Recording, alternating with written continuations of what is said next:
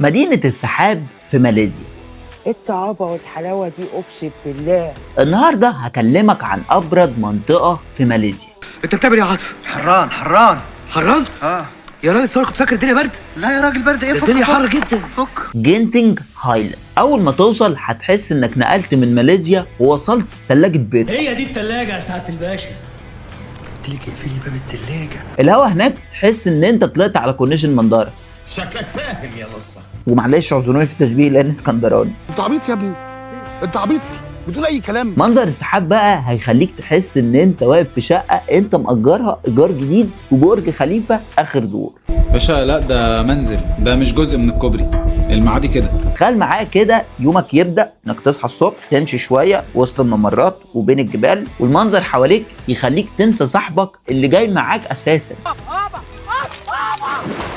اجمل حاجة هناك ان كل حاجة ماشية على مهلها، يعني مش هتلاقي كلاكسات وحد مستعجلك لان ماليزيا اصلا ما فيهاش كلاكسات. يا عم الشارع فاضي. جميل يا بيه، ما قلناش حاجة. الله اطير ولا ايه؟ بعد كده بقى تاخد قهوتك وانت بتتفرج على منظر السحاب الجميل ده، تركب التلفريك شوف الجبال من تحتك بس ده تدفع فيه اكتر شويه، مش مهم انا ميم عين. وتفضل طالع لحد ما تحس ان جوجل ماب مش مطلعك اصلا على الخريطه. ايه اللي وداك غريب؟ احنا في عجيبه. لو حسيت نفسك زهقت بقى الشعلقه اللي فوق دي عشان حاسك بالك كتير قوي فوق.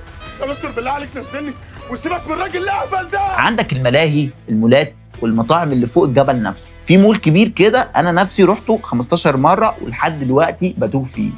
يا راجل للدرجه دي؟ امال انا بنتش عليك ولا ايه يا سيد؟ واحد ذكي بقى يطلع يقول لي طب الكلام ده كله الصبح، افرض انا بطلع من الجامعه بتاعتي متاخر وما عنديش وقت ورحت بالليل. عسل عسل عسل عسل قوي. المكان بالليل بيبقى هادي والانوار في قلب السحاب والشبوره ما اقولكش. الجو منعش وجميل. أنا في غاية السعادة.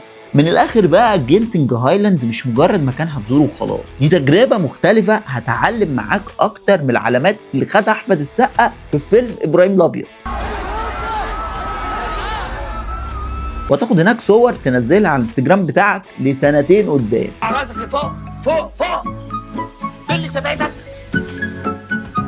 تعالى يمين شوية. اطلع لي بره. اخر حاجه بقى ما تنساش تكتب لي في الكومنتات تحت تروح جينتينج هايلاند امتى ومنشن لصاحبك وقول له يحضر شنطته، وما ينساش يتابعنا علشان يعرف اماكن جديده يقدر يزورها في ماليزيا، وما بقاش له حاجه ويقول لك الفلوس موجوده بس مفيش اماكن نروحها. يلعن ابونا. طب ما ابوس ايدك خدني معايا لسه ابني هنا يا دكتور.